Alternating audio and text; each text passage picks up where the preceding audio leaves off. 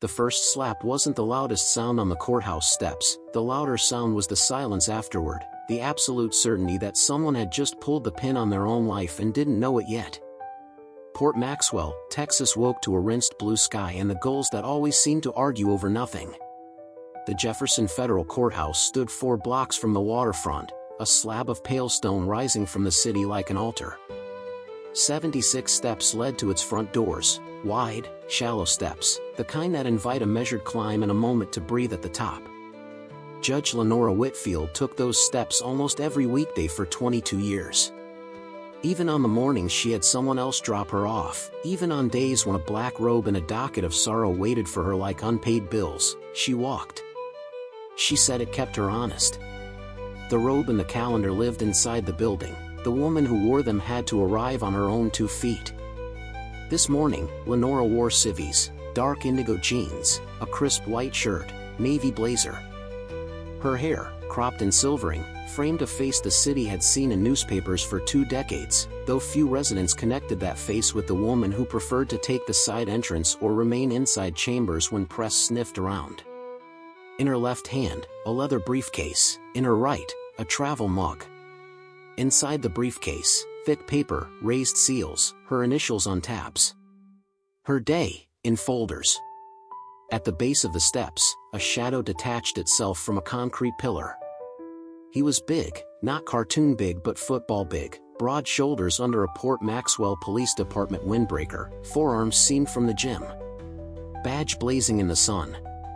Sergeant Cole Maddox, 12 years in, face like a brick warmed under a heat lamp. 2 younger officers, Luis Palomo and Wyatt Riker, hovered close, buzz-cut satellites. Morning, Lenora said, politely, because she wasn't in the business of escalating. Ma'am, Maddox said, lingering on the vowel until it turned into something else. His eyes scanned her briefcase with a smirk that assumed the worst and called it instinct. And where you think you're going? The courthouse, Lenora said. Same as you. Cute. Maddox stepped onto the first riser, placing himself between her and the endless stairs. Government property. Restricted. You got business here? Yes, she said. Official business. The word official bounced off his grin like a penny off armor. Let me guess, he said. Lawyer. Or judge. Maybe a senator today. He chuckled over his shoulder as if the line played better to a crowd. Palomo slid his phone out half an inch, like a habit. Riker adjusted his duty belt, eyes flat. Lenora had seen many kinds of danger dressed like authority, quiet ones, loud ones, the bored ones with power to kill with a checkbox. She adjusted her grip on the briefcase. If you'd like to see identification. We'll get to that, Maddox said, voice bright with the false patience of a man who'd never been successfully contradicted. First, you tell me what you're doing by the steps, casing entrances with a stolen briefcase like it's 9/11 rehearsal day. She held his gaze. Sergeant, I'm going to ask you to step aside. He stepped closer instead, close enough she could see flecks of sun in his irises. Not how this works. See, you people stroll up thinking rules don't apply and then shout discrimination when you get checked. Not on my stairs. You people. The gulls argued, and a bus hissed on Bay Street, and from the waterfront drifted the low thunder of cargo cranes waking up. Palomo's camera eye glittered. Lenora placed the mug on the banister. I will open my briefcase and present credentials. I will do it slowly. Then I'll be on my way. Maddox's laugh had gravel in it. The only paper you're getting today is an arrest report. The strike came so fast the world hinged on it, his open palm, a practiced arc across her cheek. The sound cracked the morning open. Her head snapped sideways. The briefcase leapt and skittered, brass locks popping like tiny firecrackers as documents fanned across the steps, orders with her signature, memoranda embossed with the judicial seal, an access card glinting. Maddox grabbed her throat and slammed her into stone. Above them, 20 feet up, a bronze plaque read, United States District Court, Honorable Lenora Whitfield, presiding. He didn't look. Scum like you don't get to waltz in the House of Justice, he growled, breath hot. Time you learn respect. Cold metal cuffed her wrists tight. The edges bit. Riker's boot nudged a file, United States versus Marwood Logistics, motion to suppress. He snorted. Fake paperwork's getting better. Lenora's cheek throbbed. She counted breaths. She took notes in her head the way some people pray. Palomo's camera drank everything. Somewhere, a security dome watched with its unblinking, bureaucratic mercy. Port Maxwell kept moving. The city didn't like to pause for pain. Inside, fluorescent light shaved the edges off time. The booking desk smelled like burnt coffee and printer ink. Sergeant Tessa O'Neill, who had processed half of Maddox's arrests for a decade, didn't look up right away when he swaggered forward. Another one, Maddox announced, chest buffed with adrenaline. Attempted breach, resisting, assault on an officer. Background? O'Neill said, monotone. Snooping the steps. Stolen legal docs. Claimed she had business. He let the word business dangle like bait. Became combative. I showed restraint. O'Neill stamped something without reading it. Habit is a river, people float. On the holding bench, Lenora rolled her wrists inside the cuffs and felt the thin fire spread into numbness. Across 22 years, she had sentenced men who swore their lies could carry them across oceans. Lies sink. They always sink. Sometimes they take a while to find the bottom. She cataloged violations as if shelving books: unreasonable seizure, Terry, custodial interrogation without counsel, Miranda, deliberate indifference, excessive force under color of law, Section 242. She added Brady obligations like beads. She thought about the cloud backup protocols the county's IT director had bored her with last fiscal year. People joked that nothing ever dies on the internet. They didn't understand, sometimes justice lives there. Name? O'Neill said, pen hovering. Maddox scratched his jaw. Jane Doe. Won't cooperate. Lenora smiled slightly at the ceiling tile that had once been white. Jane Doe. How tidy. Strip a person down to a blank so no one had to see them. Phone, O'Neill said. One call. Lenora dialed a number by memory. Chief Judge Elias Porter, she said when he answered on the second ring. Good morning. Please issue immediate preservation orders for Jefferson frontage cams 7 through 12, time window 8:40 to 9:20. Also, call AUSA Kendra Boone, Civil Rights. And Elias, tell FBI SAIC Rhea Duvall this is a live one. Silence. Lenora? Porter said slowly, as the words fit themselves together in his head. Are you? I'm safe, she said. For now. Secure the evidence. Maddox watched her with a smirk that didn't reach his pupils. He couldn't hear the voice on the other end, he didn't need to. He had a decade of proof that the system was an escalator that only moved up for him. Time's up, O'Neill said, clicking the phone back to the cradle. In processing, Riker slid a tray through a slot. Shoes. Belt. Jewelry. He lifted the briefcase with 2 fingers like it carried disease. All this is going to evidence. Careful, Lenora said. Some of those are originals. Palomo snickered. Oh, I bet they are. We tell stories to survive. Some of those stories belong to us, some are forced on us. Lenora knew the difference. She sat on the metal bench and breathed. Somewhere in the building, a gavel waited. Somewhere in the city, the first rumor unfurled its wings. Prosecutor Kendra Boone had worked with Maddox a long time, not because she liked him, but because cases came dressed in uniforms, and you don't argue with the outfit your career wears. What happened? She asked, flipping open a legal pad. Maddox leaned forward with the practiced gravitas of a man who'd rehearsed being believed. Subject loitering near federal entrance. Inconsistent attire for legitimate business. Carried an expensive briefcase, likely stolen. When approached, became hostile. Refused ID. Claimed to be a lawyer, then a judge. You know the type. Boone nodded, pen scratching. Her eyes had that distant glaze of someone who'd seen the play a dozen times and only stayed because the ending never changed. Attempted to push past. I used minimum force, Maddox said. Marked by restraint. He let restraint float like incense. Witnesses? Officers Palomo and Riker. Security saw it too. Body cam? Maddox's mouth twitched. Technical malfunction. But Palomo captured partial cell phone footage. Boone sighed. Get me the video.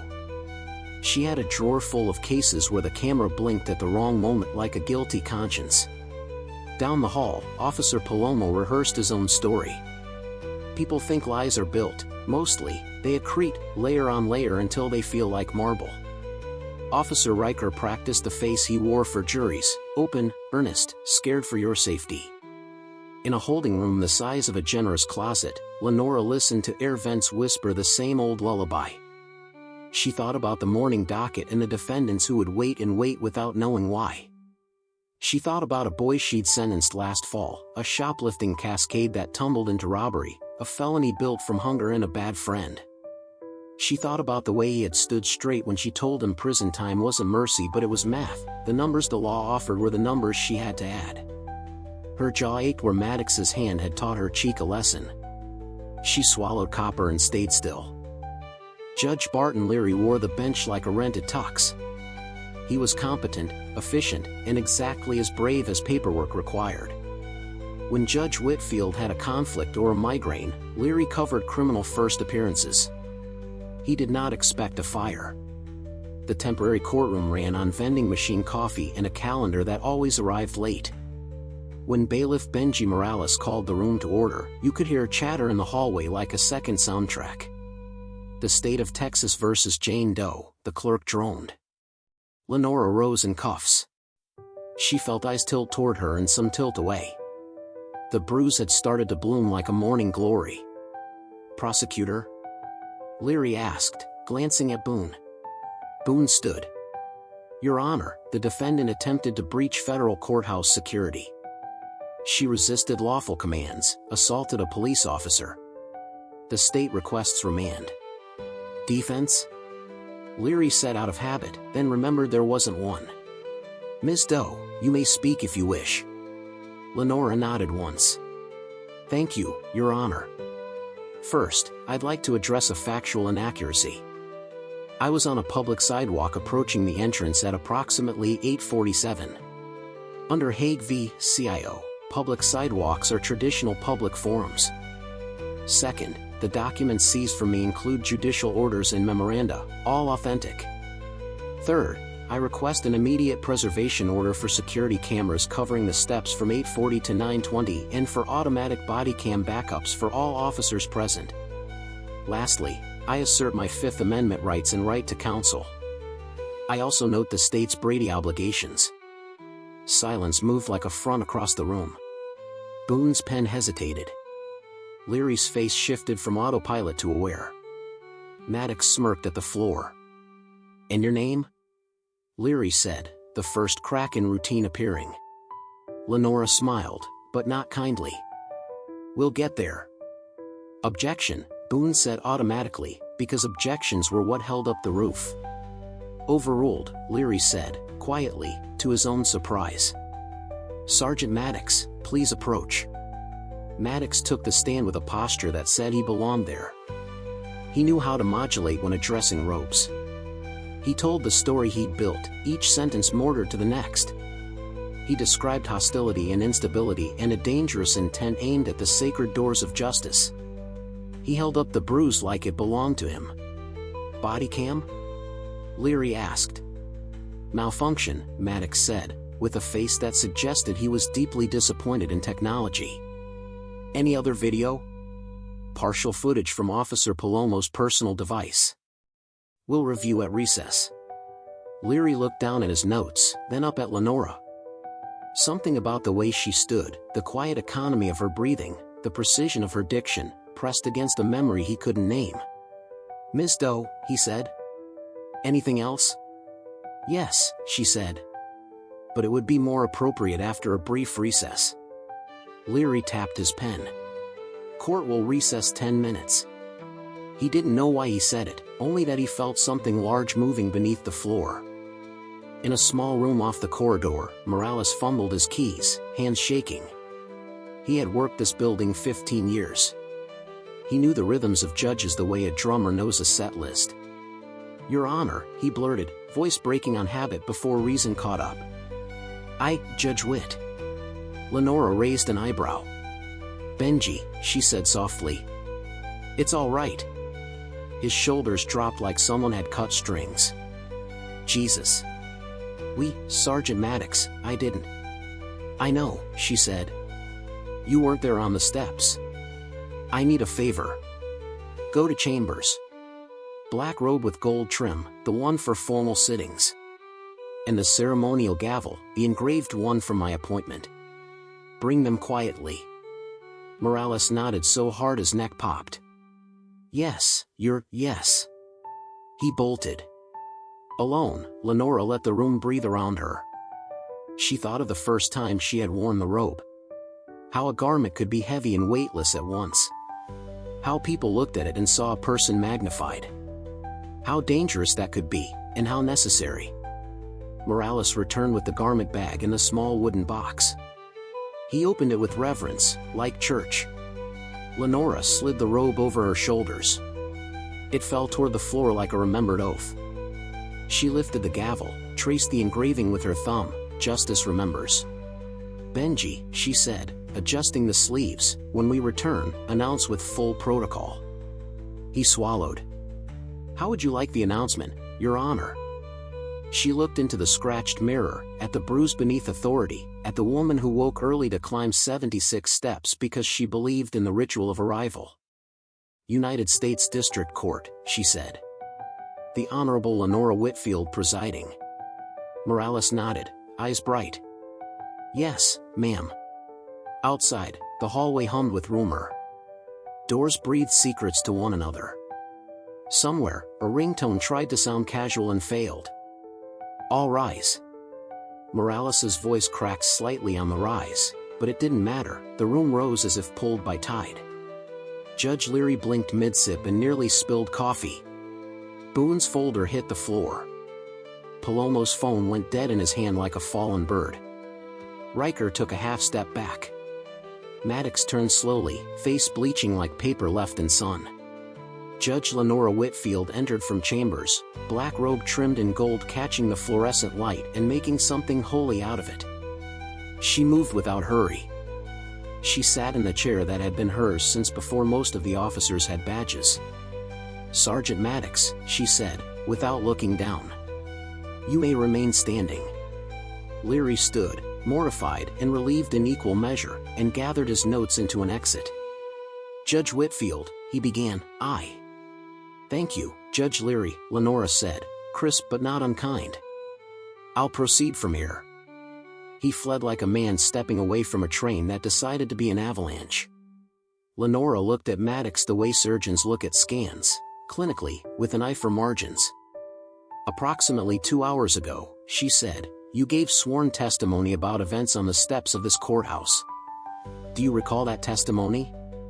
Maddox swallowed. His nod barely counted as motion. Lenora lifted a tablet. Let's refresh the record. Camera 7 covers the front approach. Continuous recording. High definition. City IT confirmed chain of custody during the recess. She tapped the screen. The room watched itself. There was Lenora in jeans and blazer, walking with the regular economy of a person who knew the steps under her feet. There was Maddox stepping from shadow with a swagger that registered as entitlement to anyone who'd ever seen those steps. There was his hand striking her face, the head snap, the files flying, captured frame by frame, the arc of paper like a flock of startled birds. On the audio, his words rode the air with clarity he had never wanted recorded. Scum like you don't get to waltz in the House of Justice. The gallery soundless, then a ripple, gasps, then the kind of quiet that feels like pressure. Lenora paused the video at the moment his palm met her cheek. Sergeant, where's the aggression you described from the defendant? The profanity? The threat justifying force? Maddox stared at the screen as if it might blink and give him a different world. "Let's check your body cam," Lenora said, and pulled up a second file. Automatic cloud backup exists independent of local malfunctions, per county policy adopted last year. "Do you remember the training?" A beep. Then his voice from the tiny speaker, unguarded, ugly. "Look at her. Think she can just stroll in? Not today." Another officer's low chuckle. "Teach her a lesson." Boone closed her eyes for a beat, then opened them because closing them didn't help. Riker stared at the floor as if the tiles might offer asylum. Palomo's jaw worked like he'd bitten sand. "Officer Palomo," Lenora said, without turning, "you testified, or prepared to, that Sergeant Maddox showed remarkable restraint. Would you like to revise?" His mouth opened. No words came out. "Officer Riker?" Riker's throat bobbed. "Your Honor, I." "Later," she said. "For now, watch." She let the video run, the throat grab, the slam, the cuffs. The boot nudging documents. The words that turned doorways into borders. "Prosecutor Boone," Lenora said. "I will be referring this record to the U.S. Attorney's Office for prosecution under 18 U.S.C. Section 111, Assault on a Federal Officer, Section 242, Deprivation of Rights under Color of Law, and 18 U.S.C. Section 1621, Perjury. Additionally, state charges will be considered." Boone nodded once. She had the look of someone who just realized the road she had been cruising was actually a plank extending over water. Maddox found his voice. "Your Honor, I didn't know." "You didn't know because you didn't look," Lenora said, voice cool as an autopsy suite. "You saw a black woman with a briefcase. You decided the story that made you comfortable." She set the tablet down. For a second, the room breathed like a single animal. "Clerk," she said, "enter into the record preservation orders for all security footage, all officer body cam backups, and any handheld recordings made by officers present. Bailiff Morales, coordinate with building security and the U.S. Marshals." "Yes, Your Honor," Morales said. He stood taller than he'd ever stood. Lenora glanced at the seal on the wall. She had always hated how it loomed. Today, she let it. "This court is in recess for 30 minutes, she said. "When we return, we will address custody and referrals." She rose. The room rose. The road flowed behind her like night falling with purpose. News outruns feet. By the time Lenora reached chambers, Chief Judge Porter sat in her guest chair, jaw set. AUSA Kendra Boone stood beside him looking like someone who had found out mid-run that the course was not a fun run but a cliff. "FBI is inbound," Porter said. "Marshals too." The mayor called. The police chief called. Half the city's group chats are flaming. Lenora sat, the robe pooling. She looked at Boone. "You've tried a lot of cases with Sergeant Maddox." Boone met her eyes. Her voice didn't waver. "I have. And I've dismissed some because the evidence smelled wrong. But not enough." "Make a list," Lenora said. "Every case's testimony was substantive. Coordinate with conviction integrity." Boone nodded, jaw tight. "Yes, Judge." Porter rubbed his forehead. "The politics are going to be." "I'm not here for politics," Lenora said. "I'm here for law." He almost smiled. "Same thing, some days." "Not today," she said. A knock. Special agent in charge Rhea Duvall stepped in with 2 agents. She had marathoner's calves and the patient eyes of someone who hated losing more than she liked winning. "Judge," Duvall said. "We'll secure the digital evidence, collect devices, and interview the officers. I'd like to sit in on your afternoon session if you intend to address immediate court orders." "I do," Lenora said. Duvall nodded. "Good. We've been looking at PMP, Port Maxwell PD, for months. Patterns. Complaints. None of this is a surprise, only the venue is. Frankly, it's useful. Let's keep the words useful and assault on a judge in separate drawers, Lenora said, dry. Duval's mouth ticked. Fair. The crowd was different when court resumed. Not bigger, there were limits, but sharper at the edges. Lawyers who had hearings the next day had magically found reasons to be in the building. Court staff who never crossed a criminal came anyway, to see. A boy in a messenger hoodie whispered to a girl in a pencil skirt, "That's her. That's Judge Whitfield." The girl whispered back, "I thought she was taller." United States District Court is again in session, Morales said, stronger. The Honorable Lenora Whitfield presiding. Lenora took the bench, gavel resting like a sleeping animal under her palm. The bruise on her cheek showed under powder like a truth that refused costume. "Sergeant Maddox," she said, "you remain under oath." He nodded. His confidence had drained away, leaving behind raw nerves and a flicker of calculation. Men like Maddox didn't quit, they recalibrated. "Counsel," she said to Boone, "the state may address custody if you wish."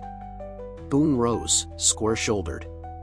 "Your Honor, the state requests remand of Sergeant Maddox pending federal referral. Risk of flight is low, but risk of evidence tampering and witness intimidation is unacceptably high given his position." "Defense?" Lenora asked. A man in a suit 2 shades too shiny stood, Caleb Rath, Union Counsel. "Your Honor, Sergeant Maddox is a decorated officer. 12-year record. Deep ties. Allegations are contested. We request supervised release." "Decorations don't balance scales," Lenora said. "Given the evidence, remand is appropriate." She looked at Morales. "Bailiff, coordinate with marshals." "Sergeant, you will surrender your service weapon and any department-issued devices immediately." Riker sucked in a breath like it might be his last free one. Palomo stared at his knuckles. "Officers Palomo and Riker," Lenora continued, "you are ordered to surrender personal and department devices for forensic imaging. You are further ordered not to delete, alter, or access any footage relating to these events. Violation of this order will result in contempt." Palomo's Adam's apple jumped. "Yes, Your Honor." Riker managed, "Yes, ma'am." "Ms. Boone," Lenora said, "I'll sign an order directing the Port Maxwell Police Department to preserve all disciplinary records, complaint files, and IA reports pertaining to Sergeant Maddox and Officers Palomo and Riker, and to produce them under seal to this court and to the U.S. Attorney." Boone nodded, and Lenora saw something like relief flicker. Maybe Boone had been waiting too long for a lever big enough to move the rock.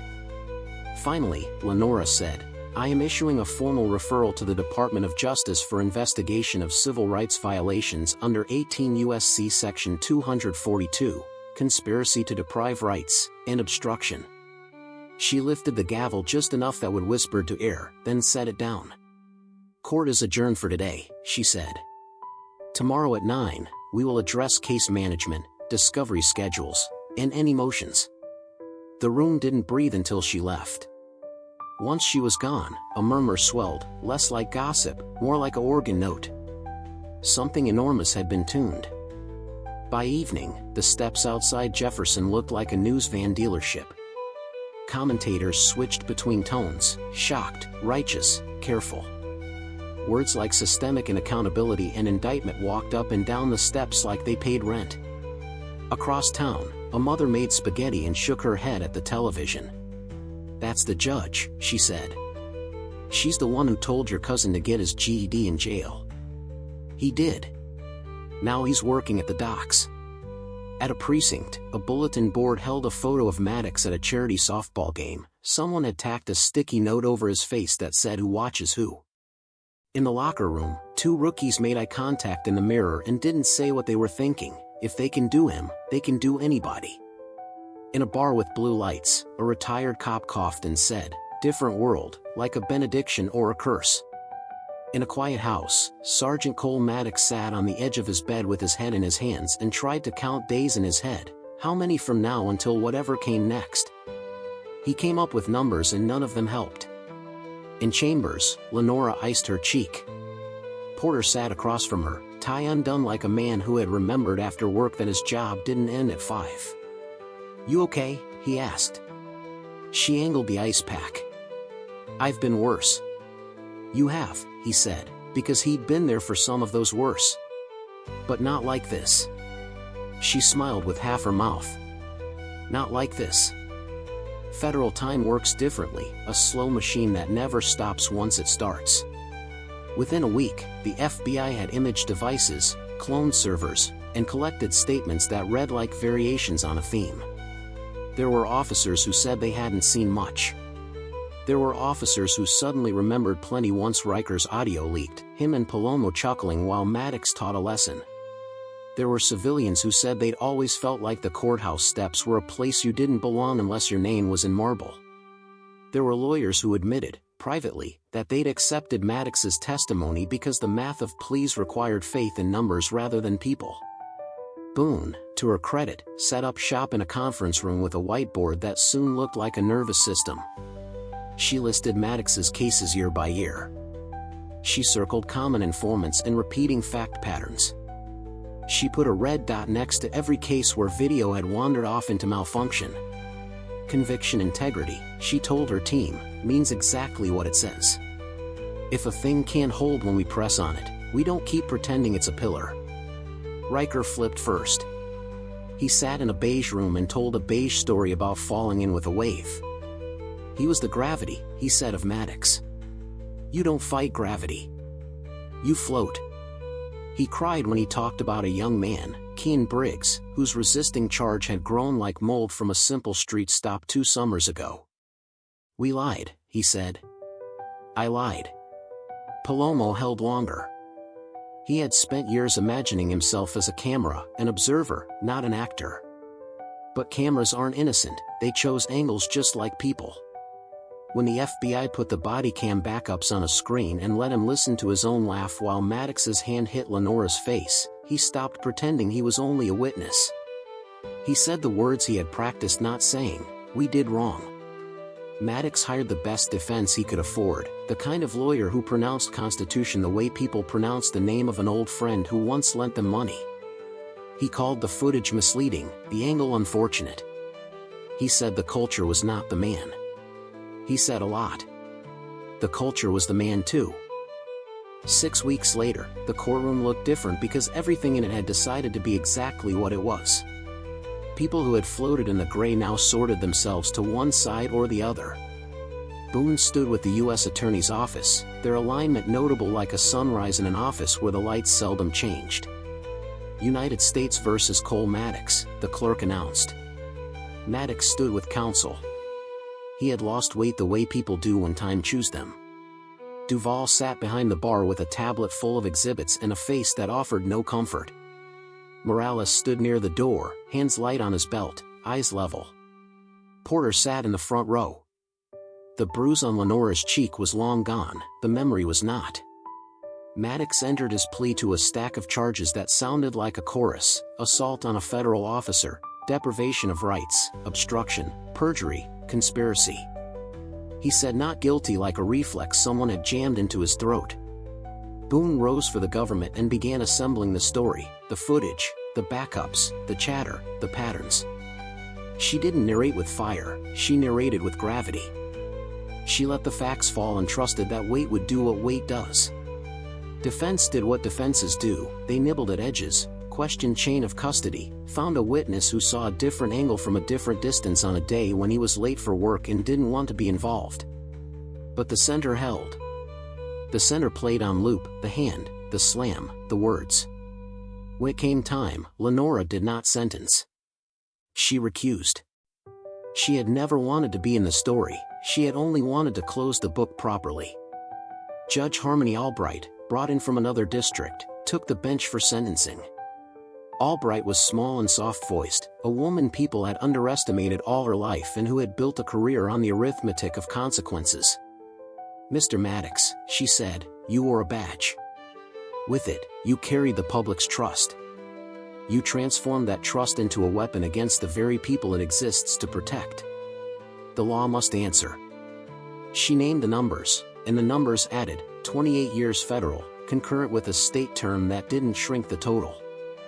There would be supervision, restitution, training mandates for a department that had resisted them, and monitors who would watch the watchers. Maddox's face barely moved.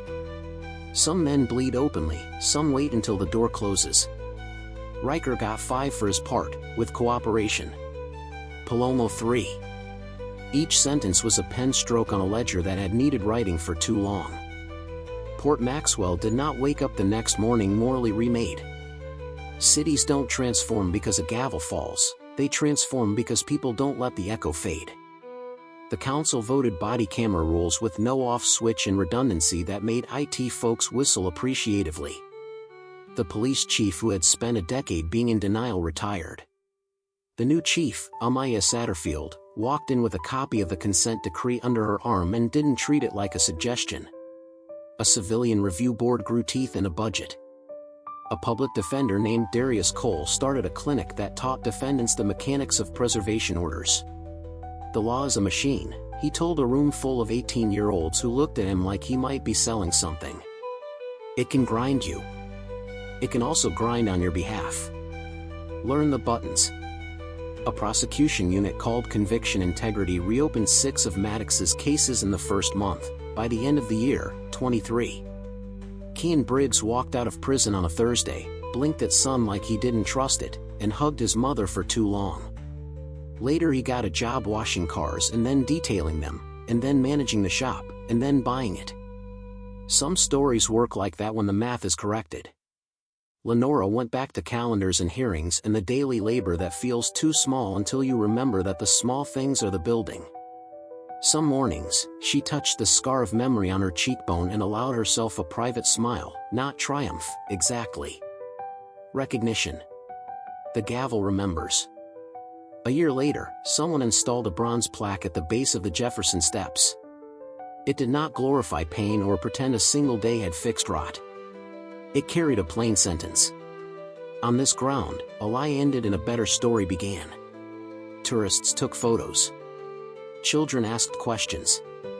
A cop in a crisp uniform stopped one afternoon and read it twice, then once more, and then he went to roll call and raised his hand and asked a question about a policy and refused to let it be answered with a shrug. That mattered. The city is made of those choices more than it is made of statues. On an anniversary morning that felt like the first one, Lenora paused halfway up the steps and let gulls argue and cranes boom and buses hiss.